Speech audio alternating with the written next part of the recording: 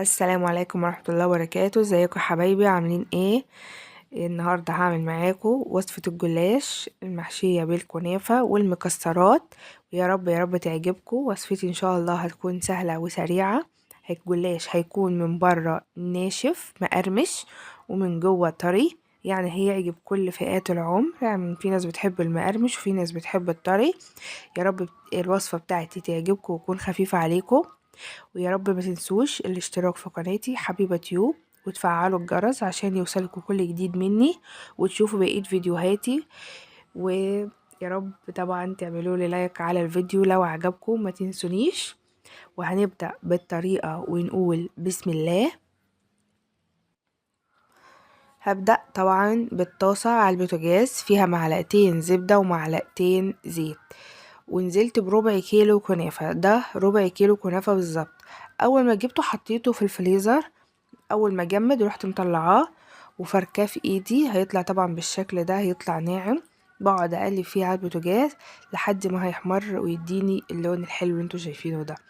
وهنا حطيت بالظبط معلقة كبيرة سكر بودر، طبعا وهو على البوتاجاز، لسه البوتاجاز شغال على الكنافة. معلقة كبيرة سكر بودر بتدي حلاوة وطعم للكنافة، والسكر زي يكون بيكرمل وبيدي زي عسل مع الكنافة على البوتاجاز. ودي طبعا المكسرات اللي انا عملتها طحنتها. انا طحنت سوداني مع الزبيب وجوز الهند، وحطيتهم على الكنافة وقلبتهم كده. الحشوة جاهزة معايا كده لحد هنا، مفيش اي حاجة صعبة ولا اي حاجة بتاخد وقت خالص. دي لفة جلاش نص كيلو بالظبط. حطيت ورقتين اتنين بالظبط، وهحط فيهم زي ما حضراتكم شايفين الحشوة المقدار اللي انا عايزاه، بس بلاش نكتر علشان الصوابع ما تطلعش تخينة معايا ويطلع شكلها اوفر وتبقى وحشة قوي قوي. يعني تحاولي تحطي مقدار يكون بسيط على قد ما تقدري عشان الصوابع تطلع صوابع شكلها حلو، مظبوطة كده مهندمة كده وشكلها حلو، عشان لما تقدميها العزومة عندك او لاصحابك او لاي حد يكون شكلها حلو. هنا انا مرضتش اطول عليكم الفيديو، وطريقة اللف هي واحدة. انا هنا خلصت طبعا النص كيلو. الاول هقطعه وهنزل عليه طبعا بايه.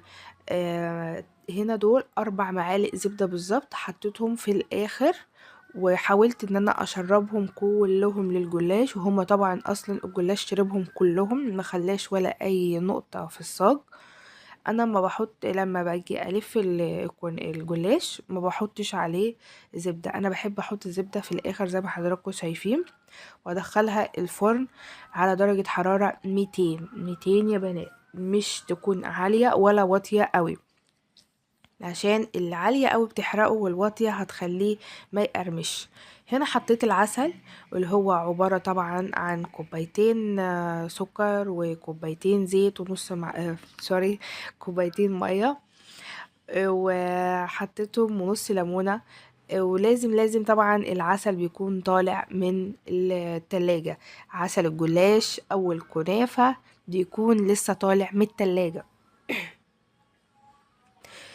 زي ما حضراتكم شايفين انا كده كنت خلصته، ومفهوش طبعا اي افتكاسات ولا اي حاجة، وزي ما انتوا شايفين بجد من بره مقرمش ومن جوه طري. بجد يعني الوصفة باين عليها ان هو من بره مقرمش ومن جوه طري، وبجد بجد طعمه تحفة تحفة تحفة، وهيعجب كل فئات العمر سواء كبير او صغير. الكبير طبعا بيحب الطري، الصغير الاطفال الشباب بيحب المقرمش. ومتنسوش الاشتراك في قناتي حبيبة يوب.